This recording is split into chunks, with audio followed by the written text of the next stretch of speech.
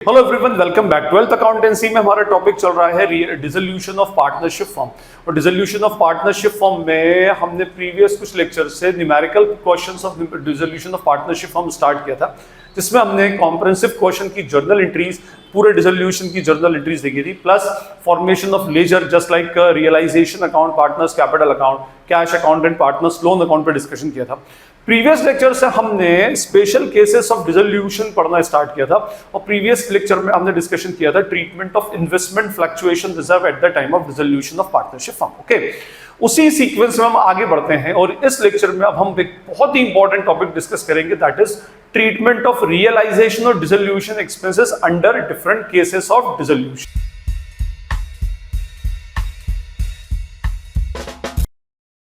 Topic पढ़ रहे हैं डिसोल्यूशन ऑफ पार्टनरशिप फॉर्म, और डिसोल्यूशन ऑफ पार्टनरशिप फॉर्म का एक सबसे इंपॉर्टेंट एलिमेंट होता है realisation of assets and discharge of liabilities. Realisation of asset का मीनिंग होगा जितनी भी आपकी एसेट्स है उनको बेचना। भाई डिसोल्यूशन मींस व्हाट?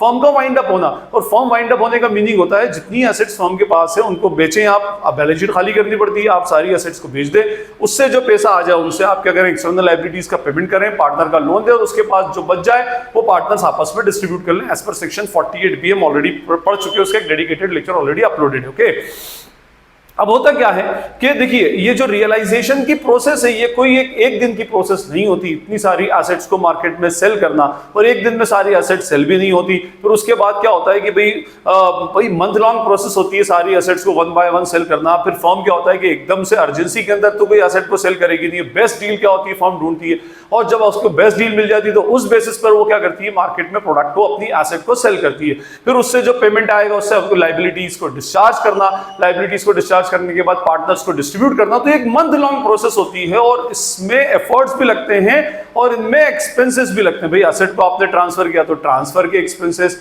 एडवर्टीजमेंट किया, कन्वेंस का है, कम्युनिकेशन का है, रिफ्रेशमेंट के, ऐसे बहुत सारे खर्चे बेसिकली इसके अंदर होते हैं, लीगल एक्सपेंसेस, इस टाइप के एक्सपेंसेस कंटिन्यूअसली होते हैं। तो अब उनको हम बोलते हैं, क्या बोलेंगे उनको, realisation expenses. Those are called as what? Realisation expense, और we can say what? Dissolution expenses को डिसोल्यूशन एक्सपेंस या रियलाइजेशन एक्सपेंस के नाम से हम बेसिकली जानते हैं। ओके, अब इन रियलाइजेशन एक्सपेंस और डिसोल्यूशन के डिफरेंट ट्रीटमेंट्स होते हैं। डिफरेंट ट्रीटमेंट्स का मीनिंग होता है कि भाई कभी रियलाइजेशन एक्सपेंसेस डायरेक्टली फर्म पे कर देगी कैश में, ये हो जाएगा। कभी रियलाइजेशन एक्सपेंसेस पार्टनर पे कर देगा फर्म के बिहाफ पर, कभी फर्म पे कर देगी पार्टनर के बिहाफ पर, कभी पार्टनर और फर्म आपस में कुछ percentage of realisation expenses proportionately distribute करेंगे। कभी ये होगा कि किसी पार्टनर को अपॉइंट कर दिया जाएगा for the sake of dissolution कि आप डिसोल्यूशन हमारे बिहाफ पर कीजिए और उसके अगेंस्ट हम आपको कुछ ना कुछ रेम्यूनरेशन पे करेंगे, फिर उसके एक्सपेंसेस वो बेयर करेगा, फर्म बेयर करेंगे। ऐसे ढेर सारे डिफरेंट केसेस आएंगे उसमें। तो हम इन केसेस के अकाउंटिंग ट्रीटमेंट देखते जाएंगे कि भाई इन केसेस के एक्चुअली अकाउंटिंग ट्रीटमेंट्स क्या होते हैं। देखिए एक बात याद रखिएगा कि इसका एक इंपॉर्टेंट एलिमेंट होता है कौन सा अकाउंट? Realisation account. और आपको पता है realisation account is a nominal account, debit all expenses and losses and credit all incomes and gains. Firm के ऊपर जितना एक्सपेंस का बर्डन आएगा या फर्म के ऊपर जितना बर्डन आएगा वो सारे के सारे आइटम्स डेबिट साइड में रिकॉर्ड होंगे। ये याद रखिएगा इस पूरे चैप्टर, ये जो जर्नल एंट्रीज में बता रहा हूं यही नहीं, आगे के भी और आगे लेक्चर्स के अंदर जब स्पेशल केसेस आएंगे तो याद रखिएगा कि रियलाइजेशन के डेबिट में उतनी ही अमाउंट आएगी जितने का बर्डन फर्म पर आया। किसी और के बर्डन से, किसी और का बर्डन मींस पार्टनर के इंडिविजुअल बर्डन से फर्म का कोई लेना देना नहीं है। जितने का बर्डन फर्म पर होगा बस उतना ही रिकॉर्ड होगा। लेट्स सपोज रियलाइजेशन एक्सपेंस 10,000 हुए तो बर्डन पूरा अगर फर्म पे करती है तो फिर ये रियलाइजेशन एक्सपेंस डेबिट में टू कैश करके 10,000 रिकॉर्ड हो जाएंगे। Realisation account debit to cash हो जाएगी। 10,000 का खर्चा था, इसमें से 6,000 पार्टनर पे करेगा, 4,000 फर्म पे करेगी, तो फर्म पे बर्डन है 4,000 का। तो यहां पर सिर्फ रियलाइजेशन अकाउंट के डेबिट में वी विल रिकॉर्ड ओनली 4,000, सिर्फ 4,000 रुपया ही हम क्या करेंगे, अल्टीमेटली रिकॉर्ड करेंगे। कहने का मीनिंग है इन शॉर्ट कि आपको इन एंट्रीज को करेक्ट करना है तो याद रखिएगा, सोचिएगा उसके अंदर कि भाई फर्म के ऊपर कितना बर्डन आ रहा है। जितना बर्डन फर्म के ऊपर आ रहा है वही अमाउंट रियलाइजेशन के डेबिट में जाएगी, और अगर फर्म की रिकवरी हो रही है तो वो फर्म के क्रेडिट में जाएगी। पार्टनर पर बर्डन आ रहा है तो फिर वो पार्टनर्स कैपिटल अकाउंट के डेबिट में जाएगा। बस इस फंडे को आप याद रख करके चलिएगा कि जितना बर्डन फर्म के ऊपर आएगा वही उतना ही अमाउंट रियलाइजेशन अकाउंट में अल्टीमेटली डेबिट होगा। दूसरे के बर्डन से फर्म को कोई लेना देना नहीं। पार्टनर के बर्डन का पार्टनर के कैपिटल अकाउंट में एक्चुअली एडजस्टमेंट होता है। वो फर्म की जितनी रिकवरी होगी वो रियलाइजेशन के क्रेडिट में आएगी। अब हमारे सामने कुछ केसेस हैं, उन केसेस को हम वन बाय वन उठाते जाते हैं और उसकी जर्नल एंट्रीज में बताता जाऊंगा और उससे लेजर पोस्टिंग तो अंडरस्टूड है किस तरह से उसकी लेजर पोस्टिंग होगी। तो हमारे पास कुछ केसेस हैं, देखिए हम इसको वन बाय वन। हमारे पास क्वेश्चन है, journalize the following transactions and show their effects in ledger in the following alternative cases. अलग अलग केसेस दे रखे हैं, एक एक केसेस को वन बाय वन उठाते जाएंगे और उनकी जर्नल एंट्रीज देखते जाएंगे एक्चुअली क्या होगी। ओके, रियलाइजेशन केस वन है, realization expenses amounted to ₹15,000। Realization expense amounted to 15, ऐसा ही एडजस्टमेंट आपको लिखा हुआ है। तो बाय डिफॉल्ट असम्पशन ये होगा कि रियलाइजेशन एक्सपेंस का बर्डन फर्म पर है, फर्म ही पे करेगी और फर्म ने उसको पे कर दिया कैश में, ठीक है। फर्म के ऊपर बर्डन कितने का? पूरे 15,000 का। तो हमारी एंट्री क्या बन जाएगी इसमें? केस वन में realization account debit, realization account debit to what? To cash account by ₹15,000। अगर चेक के थ्रू पेमेंट हुआ है तो टू बैंक अकाउंट उसके अंदर डाल देंगे और नरेशन बन जाएगा being realisation expenses paid in cash. अच्छा, जब हम लेजर बनाएंगे तो रियलाइजेशन अकाउंट में डेबिट आ जाएगा और कैश के अकाउंट में क्या होगा? अल्टीमेटली ये क्रेडिट आ जाएगा। नेक्स्ट ट्रांजैक्शन है, realization expenses ₹10,000 were paid by a partner B. यहां पर उसने बोला है कि रियलाइजेशन एक्सपेंसेस हुए थे 10,000 लेकिन उसको बी ने पे कर दिया। मींस अब कुछ भी मेंशन नहीं है, मींस इसका बर्डन फर्म पे था, फर्म को पे करना था लेकिन फर्म के बिहाफ पर बी ने पे कर दिया। अब फर्म को किसको देना है? बी को। क्योंकि बी को देना है क्योंकि बी ने पे कर दिया तो हम उसको देंगे और उसको देना कैश में लेन देन नहीं होता, कैश में लेन देन तो लास्ट में होगा जब उसका फाइनल पेमेंट होगा या वो इंट्रोडक्शन करेगा। पार्टनर और फर्म के बीच में जितने भी एडजस्टमेंट्स होंगे वो थ्रू पार्टनर्स कैपिटल अकाउंट होते हैं। मींस फर्म का एक्सपेंस था 10,000, फर्म का एक्सपेंस था तो realization account will be debited, तो एंट्री बन जाएगी रियलाइजेशन अकाउंट डेबिट ₹10,000। लेकिन फर्म ने कैश पे नहीं किया, ये कैश बी ने पे कर दिया है और हमें बी को देना है तो उसकी कैपिटल अकाउंट पे दे देंगे to B's capital account ₹10,000 being realisation expenses paid by B.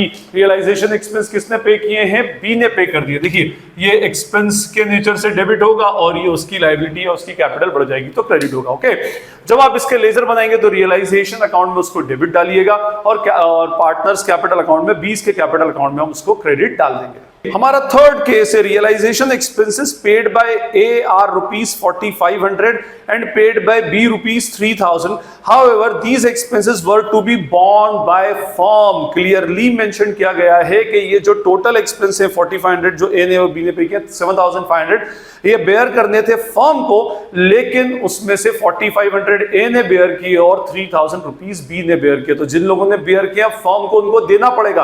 भाई फर्म का बर्डन कितना? मैंने कहा इसमें क्या लिखा है कि however these expenses are to be borne by the firm. पूरे खर्चे फर्म को बेयर करने थे, जितने बेयर करने थे तो उतने से क्या होगा? रियलाइजेशन डेबिट हो जाएगा। तो रियलाइजेशन अकाउंट डेबिट, हमने रियलाइजेशन अकाउंट को डेबिट किया टू ए's कैपिटल अकाउंट। ए ने कितने दिए? 4,500, जितने दिए उसको वापस दे दो। वापस कैश में नहीं दिया जाता, उसके कैपिटल अकाउंट को क्रेडिट कर देंगे। क्रेडिट कर देंगे मींस बढ़ा देंगे और इधर एंट्री हो जाएगी to B's capital account ₹3,000। Total expense का बर्डन कितना आ गया? 7,500।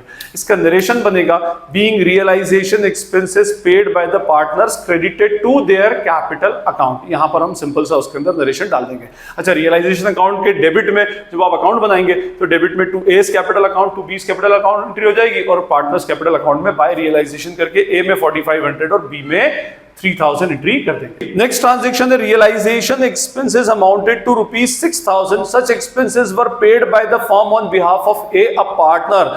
अब यहां पर केस उल्टा है, इससे प्रीवियस केस के अंदर पार्टनर ने फर्म के बिहाफ पर एक्सपेंस पे किया था और यहां पर एक्सपेंसेस को बेयर करना था पार्टनर ए को, लेकिन उसके बिहाफ पर पे कर दिया फर्म ने। हो सकता है पार्टनर उस टाइम अवेलेबल नहीं हो, फर्म ने अभी सारी जो एसेट्स बिकी हैं उसी फंड में से पैसा दे दिया हो। तो देखिए पहले तो यहां पर इसके दो ट्रीटमेंट्स ऑल्टरनेटिव हो सकते हैं। पहला ट्रीटमेंट मैं आपको समझाता हूं कि फर्म ने पहले 6,000 रुपया फर्म के पास से कैश गया है ना, और ये कैश किसके बिहाफ पर दिया था?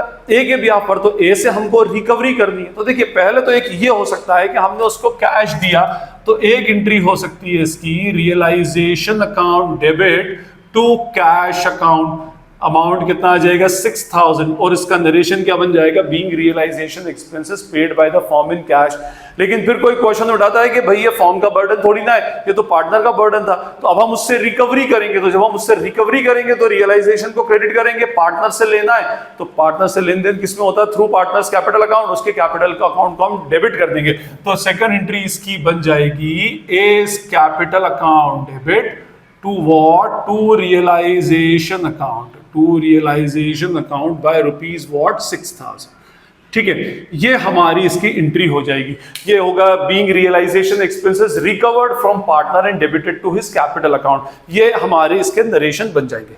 अब एक बात याद रखिए कि भाई यहां पर मैंने आपसे क्या कहा था स्टार्टिंग में कि भाई सिर्फ उतना ही अमाउंट रियलाइजेशन अकाउंट में डालें जितने का बर्डन पार्टनर के ऊपर फर्म के ऊपर बेसिकली आता है। लेकिन आप बोलेंगे सर यहां तो फर्म के ऊपर कोई बर्डन है नहीं, फिर भी आप रियलाइजेशन को डेबिट और क्रेडिट कर दिया, तो कुछ लोग इसकी एंट्री जो फाइनल कैंसिलेशन करने के बाद बनाते हैं। भाई देखिए फर्म के वहां पर क्या एडजस्टमेंट हुआ, फर्म की पास से कैश गया तो कैश को क्रेडिट कर दो, और ये पैसा किसके अकाउंट से गया, ए को देना था लेकिन फर्म ने दे दिया, तो फर्म एक ही ड्राइंग्स मान लेती है तो उसके कैपिटल अकाउंट को डेबिट कर देगी।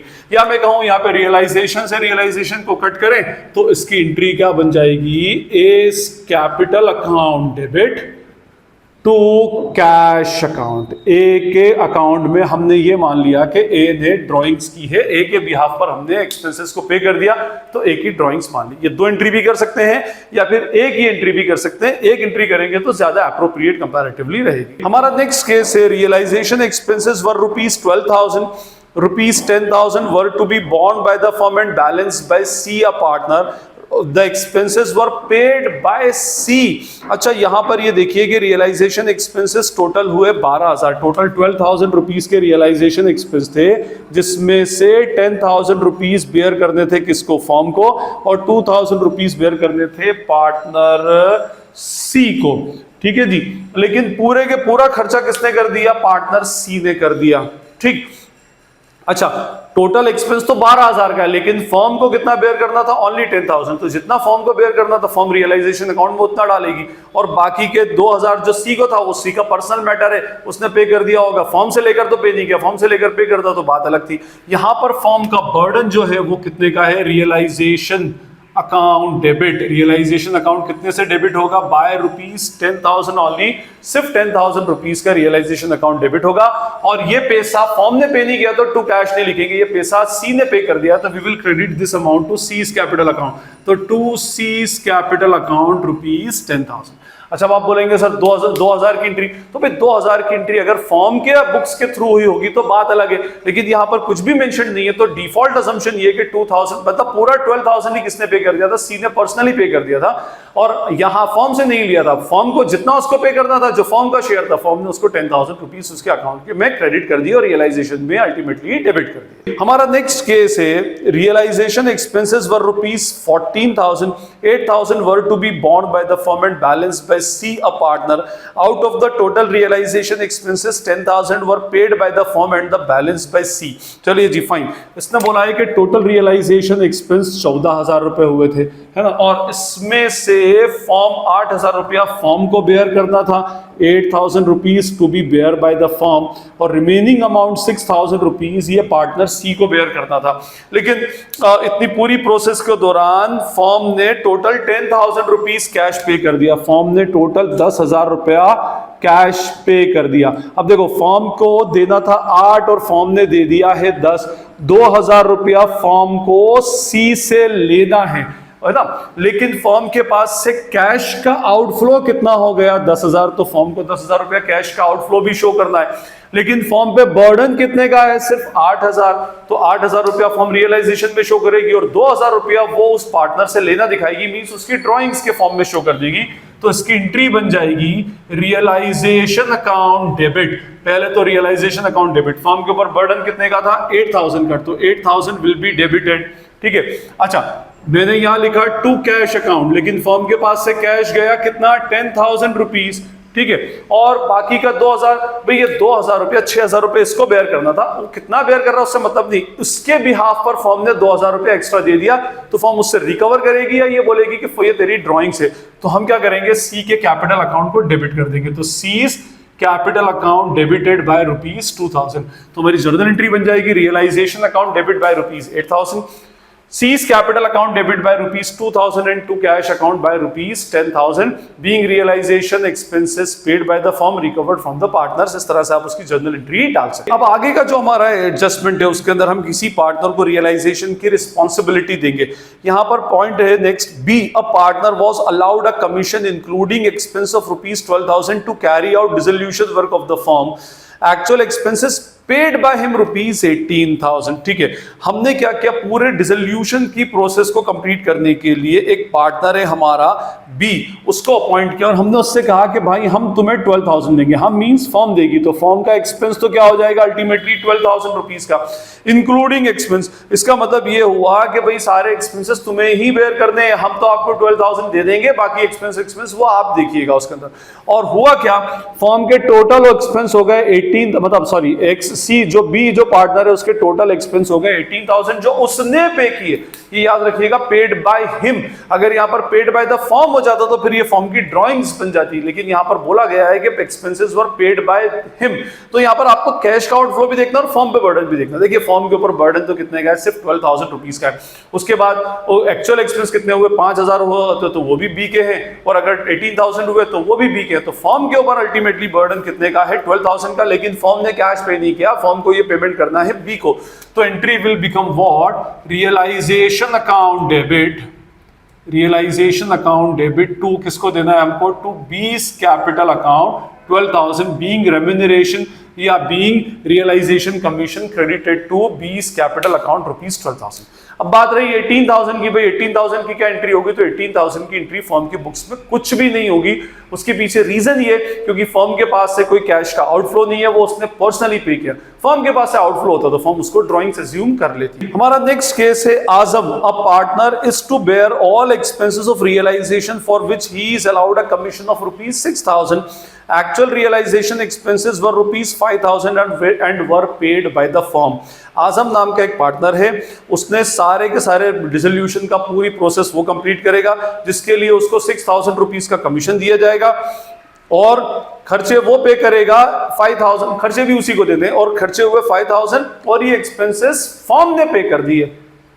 अब देखिए फर्म के ऊपर बर्डन कितने का, फर्म के ऊपर देखा जाए तो बर्डन जो है एक्सपेंस का बर्डन कितने का, ₹6,000 का फर्म के ऊपर बर्डन एक्सपेंस है या 6,000 का, और फर्म ने कैश कितना पे कर दिया, ₹5,000। मतलब 6,000 में से 6,000 टोटल किसको देने थे, आजम को देने थे ₹6,000। ओके, तो फर्म ने 6,000 में से 5,000 कैश दे दिया। अब ₹1,000 आजम के कैपिटल अकाउंट में बचा हुआ क्रेडिट कर देगी। भाई हमें तो उसको टोटल 6,000 देने थे और पूरा कैश को बेयर करने की, कैश के पेमेंट की, मतलब एक्सपेंसेस को पे करने की रिस्पॉन्सिबिलिटी आजम पार्टनर की थी, बट वो एक्सपेंसेस को फर्म ने पे कर दिया, या आजम के पास पैसा नहीं होगा तो फर्म ने उसके बिहाफ पर दे दिया। इस पे फर्म पे बर्डन 6,000 का, तो एंट्री रियलाइजेशन डेबिट कितने से हो जाएगा, 6,000 से। तो entry will become what, realisation account debit ₹6,000। चलिए जी ये हो गई। कैश का आउटफ्लो कितना हुआ है, टोटल ₹5,000 का। टू कैश अकाउंट फर्म के पास से गया कितना, 5,000। अच्छा, आजम को देने थे हमने 6,000, ₹5,000 वो ऑलरेडी ले चुका है, अब कितना और देना है, 1,000। तो 1,000 फर्म उसके कैपिटल अकाउंट में डाल देगी। तो यहां पर एंट्री हो जाएगी टू आजम्स कैपिटल अकाउंट बाय ₹1,000। अच्छा, इसी का एक ऑपोजिट केस जो नेक्स्ट केस है उसमें कि रियलाइजेशन एक्सपेंसेस फॉर ₹, पूरा सेम टू सेम केस है। Azam a partner is to bear all expenses of realisation for which he is allowed a commission of ₹6,000. Actual expenses were ₹7,500 and were paid by the firm। हमने उससे बात कितनी की थी, आजम से हमने बात की थी 6,000 की, है ना, और हमने कहा था कि भाई हम ₹6,000 तुझे पे करेंगे और सारे एक्सपेंसेस तेरे, तू बेयर करना। लेकिन फर्म ने उसके बिहाफ पर ₹7,500 कैश दे दिया।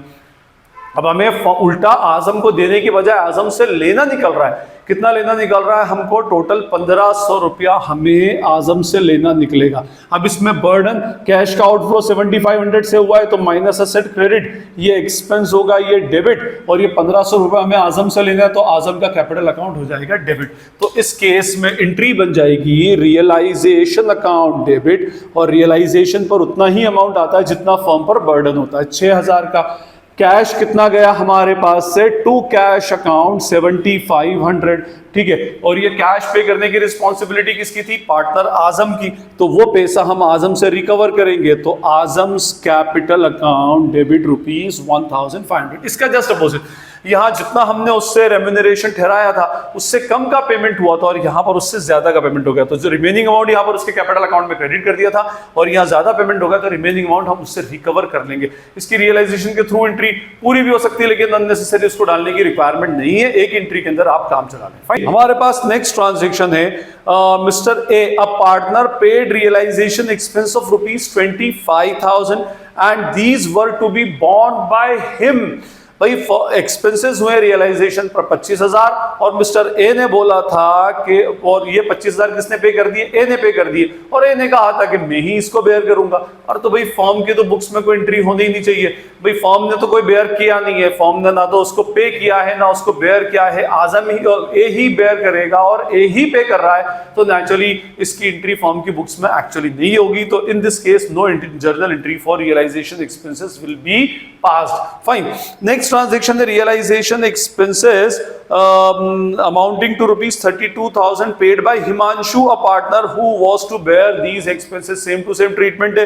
क्या बोला गया है कि realization expenses 32,000 है, हिमांशु ने पे किए, उसी को बेयर करते थे। तो फॉर्म के ऊपर कोई इफेक्ट ही नहीं पड़ा, फॉर्म तो एज इट इज ही रही उसके अंदर, तो इसकी भी जर्नल एंट्री नहीं होगी। हमारा नेक्स्ट ट्रांजेक्शन है mister P, a partner agrees to do dissolution work for an agreed remuneration of 12,000 and firm was to bear realization expenses also, which amounts to ₹17,000 paid by the firm itself। ठीक है, firm ने mister P को appoint किया कि भाई तू सारे realisation के वर्क करेगा और इसके लिए हम तुझे एक रेम्यूनरेशन देंगे ₹12,000। और फर्म ने कहा कि भाई जो और इसके अलावा खर्चा होगा वो भी हम ही बेयर करेंगे। अभी तक क्या हो रहा था, कभी पार्टनर बेयर कर रहा था, कभी फर्म, इस तरह से। तो अब फर्म ने बोला कि हम तुझे कमीशन भी देंगे ₹12,000 का और जितना जो रियलाइजेशन पे एक्सपेंस होगा वो भी फर्म ही बेयर करेगी। तो अब देखिए यहां पर उसका कमीशन बनता है ₹12,000 का, उसका कमीशन बनता है 12,000 का। ये जाएगा पार्टनर पी के कैपिटल अकाउंट में। और ₹15,000 का जो एक्चुअल एक्सपेंस हुआ है ये भी कौन पे करेगा? फर्म ही पे करेगी। तो फर्म के ऊपर टोटल बर्डन कितने का आ जाएगा 12,000 जो उसको पार्टनर को देना है एज अ कमीशन, और जो ₹15,000 जो एक्चुअल एक्सपेंस के फॉर्म में हुए। तो एंट्री इसकी बन जाएगी realization account debit to P's capital account. P को जो कमीशन पे करना है ₹12,000 और जो फर्म खर्चा पे करेगी to cash account ₹15,000 plus 12 plus 15 is ₹27,000 being realization expenses paid in cash and commission credited to P's capital account। Okay, अब हम पार्टनर में इसी में इंटर पार्टनर एडजस्टमेंट आगे समझेंगे। देखिए यहां पर एक है realization expense to be borne by Karamdeep, a partner ₹15,000। However, such expense were paid by Palash, another partner। भाई देखिए यहां पर फर्म के थ्रू ही एडजस्टमेंट होगा। सारे रियलाइजेशन एक्सपेंस करमदीप नाम का एक पार्टनर है उसको पे करने थे, जो कितने हो रहे थे 15,000, मींस ये पे करने थे किसको? करमदीप को। लेकिन करमदीप शायद होगा नहीं, तो उसके बदले में सेकंड जो पार्टनर था पलाश, उसने ये पे कर दिए। तो इट मींस अब हमें करमदीप से लेना है और पलाश को देना है। और इंटर पार्टनर एडजस्टमेंट एंट्री में सिर्फ पार्टनर्स कैपिटल अकाउंट होते हैं, मींस इसकी कैपिटल अकाउंट कम हो जाएगी और इसकी कैपिटल बढ़ जाएगी। इसकी कैपिटल कम होगी तो माइनस लायबिलिटी डेबिट और इसकी कैपिटल बढ़ेगी तो प्लस लायबिलिटी क्रेडिट। तो इस केस में एंट्री हो जाएगी Karamdeep's capital account debit to Palash capital account. हमने पलाश को पेमेंट करना है कितना? ₹15,000। और इसको हम लिख देंगे being inter partner adjustment entry for realization expenses done and Palash capital account was credited by the amount. ठीक है, उसके बाद नेक्स्ट है यहां पर बोल रहा है realization expenses amounted to ₹30,000 of which 75% was paid by A and remaining by B. Entire expenses are to be borne by A। अब रियलाइजेशन एक्सपेंस टोटल हुए हैं कितने? 30,000। टोटल 30,000 के एक्सपेंस हुए हैं जिसमें से इसके 75% मीन्स 22,500 ए को बेयर करने थे और 7,500 to be bear by B. B को बेयर करने थे, लेकिन पूरे के पूरे एक्सपेंसेस किसने पे कर दिए, ए ने पे कर दिए। यहाँ पर फर्म के ऊपर तो कोई बर्डन आना नहीं है, लेकिन जो इसको पे करना था सिर्फ 22,500, बट इसने पूरा कितना पे कर दिया, 30,000। तो इट मींस अब ए को बी से कितने लेने हैं, 7,500 लेने हैं। सेम टू सेम ऐसी ट्रांजेक्शन है करमदीप और पलाशाला।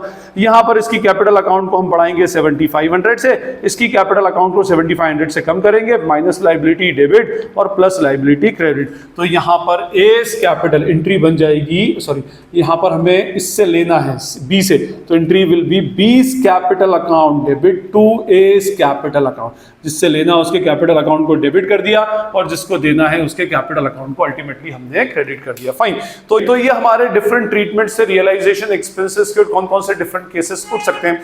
बस आप सिर्फ एक बात याद रखिएगा कि फर्म के ऊपर बर्डन कितना वो रियलाइजेशन में डेबिट होगा, कैश कितना जा रहा है वो कैश अकाउंट में क्रेडिट होगा, और पार्टनर से क्या नेट अमाउंट लेने या देने का है उसके कैपिटल अकाउंट में। अगर लेना है पार्टनर से तो उसके कैपिटल अकाउंट को डेबिट कर देंगे, देना है तो उसके कैपिटल अकाउंट को क्रेडिट कर देंगे। सिर्फ एक सबसे इंपॉर्टेंट चीज मैं फिर से कहूंगा कि जब भी इस तरह की जर्नल एंट्रीज आए तो उस केस को बहुत ध्यान से पढ़िएगा, देखिएगा किस पर कितना बर्डन आता है, आउटफ्लो ऑफ कैश कितना होता है। अगर आप प्रॉपरली उसको आपने डिकोड कर लिया तो आपकी जर्नल एंट्री एक्चुअली रॉन्ग नहीं होगी। मैक्सिमम स्टूडेंट्स की जो जर्नल एंट्री रॉन्ग होती है वो मिस इंटरप्रिटेशन की वजह से होती है, वो उस स्पेसिफिक ट्रांजैक्शन को प्रॉपरली इंटरप्रीट नहीं कर पाते। अगर आपने ट्रांजैक्शन को प्रॉपरली इंटरप्रीट कर लिया कि फर्म पे कितना बर्डन, पार्टनर पे कितना बर्डन, कैश का आउटफ्लो कितना, फर्म की कितनी रिकवरी, तो अगर आपने इसको प्रॉपरली इंटरप्रीट कर लिया तो नो डाउट आपका कभी भी कोई ट्रांजैक्शन इसमें रॉन्ग नहीं होगा। बाकी जर्नल एंट्रीज तो मैंने आपको बहुत सारी बता दी। स्टिल अगर आपके दिमाग में कोई एंट्री उठती है या मुझसे कुछ रह गई हो बताने में तो आप कमेंट बॉक्स में पूछ सकते हैं, जितनी जल्दी होगा पढ़कर मैं उस पर रिप्लाई करने की ट्राई करूंगा। अगर आपको ये वीडियो यूजफुल लगता है तो उसको अपने फ्रेंड्स के साथ शेयर करें, वीडियो को लाइक करें, चैनल को सब्सक्राइब करें और बेल आइकन पे हिट करें। This is Najeeb Hashmi signing off from Najeeb Hashmi's academy. Thank you.